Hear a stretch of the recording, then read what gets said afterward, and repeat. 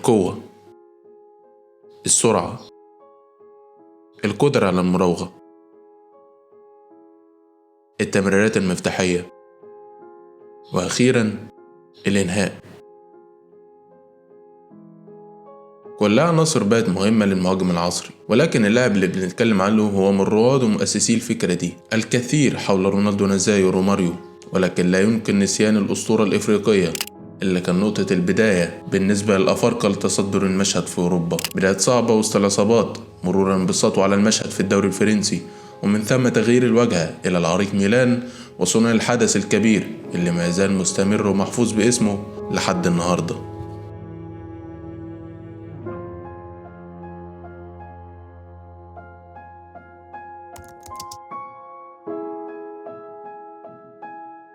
اتولد جورج تولون مانو أوبونجو عثمان ويا في اليوم الأول من شهر أكتوبر سنة 1966.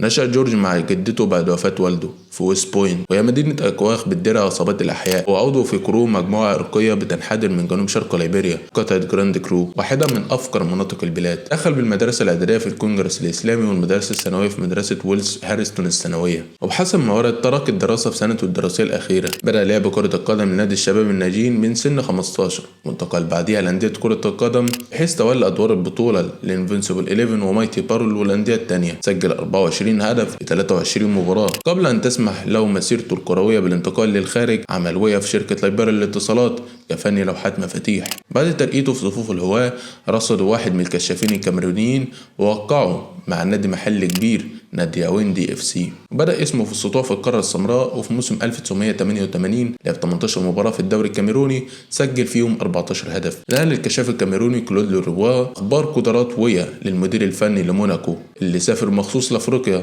عشان يتأكد بنفسه. بعدين وقع مع ويا في النادي بتاعه. أصبح الليبيري الأول والوحيد تقريبا اللي بيترك بصمة في أوروبا، والباقي زي ما بنقول هو الآن تاريخ، واللي بدأ مع الأسطورة والأب الروحي لجورج ويا أرسن فينجر في موناكو.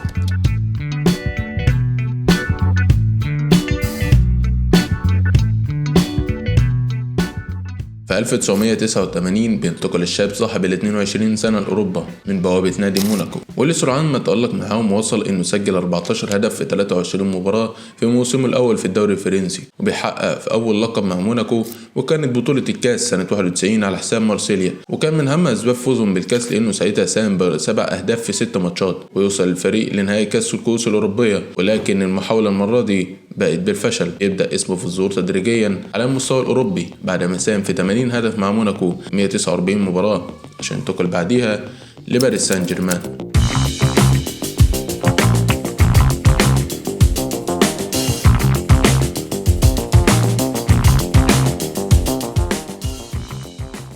في 1992 بينتقل ويا النادي العاصمة، رحلة كانت هي نقطة التحول وبداية تحول أضواء الإعلام في أوروبا إلى الشاب الإفريقي. وبتعرض فرنسا على ويا فرصة تمثيل منتخب الديوك، ولكن الشاب أصر على تمثيل منتخب بلاده ليبيريا، واللي هو من أضعف المنتخبات في تصنيف الفيفا. بيساهم في الفوز بلقب الدوري مع النادي الباريسي، وبيساهم في 16 هدف. وما اكتفاش بكده، وصلهم كمان لنص نهائي الأبطال بعد مجهودات استثنائية وتسجيله 7 أهداف. ولكن لسوء حظه بيخرج من يوفنتوس 3-0، ولكنه ساعتها أخذ لقب هداف دوري الأبطال وبيتوج بأفضل لاعب في أفريقيا، وبينزل بلاده ليبيريا عشان يحتفل بالبطولة هناك. ولكن الجايزة دي كانت مجرد باب للمعجزة.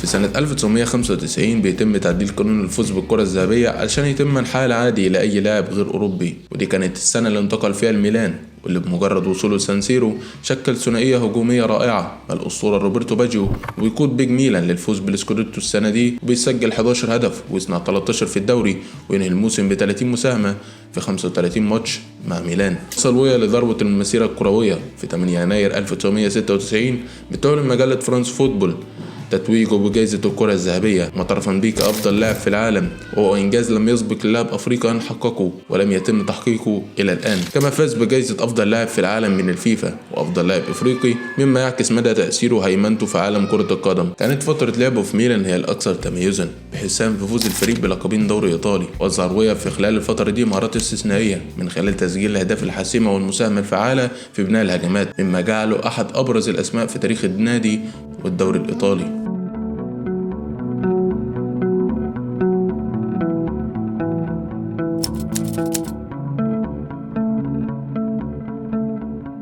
جورج ويا بيقود منتخب بلاده ليبيريا للصعود لكأسين أفريقيا.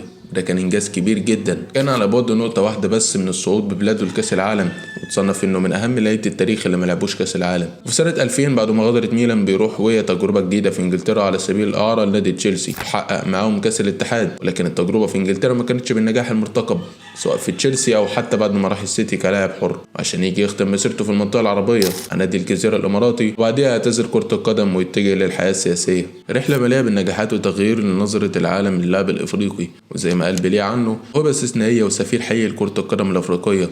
وزي ما وصفه تيري هنري بأنه واحد من أعظم المهاجمين على الإطلاق، وأنه غير بالنسبة له فكرة المهاجم التقليدي لمهاجم فتاك وقوي بدنيا وبسرعة ومهارة غير مسبوقة للاعب مهاجم. ممكن ما يكونش ليه الرقم القياسي للأهداف أو حتى الجوائز اللي حصل عليها سواء جماعيا أو فرديا، ولكن تأثير ويا على كرة القدم كان أكبر بكتير.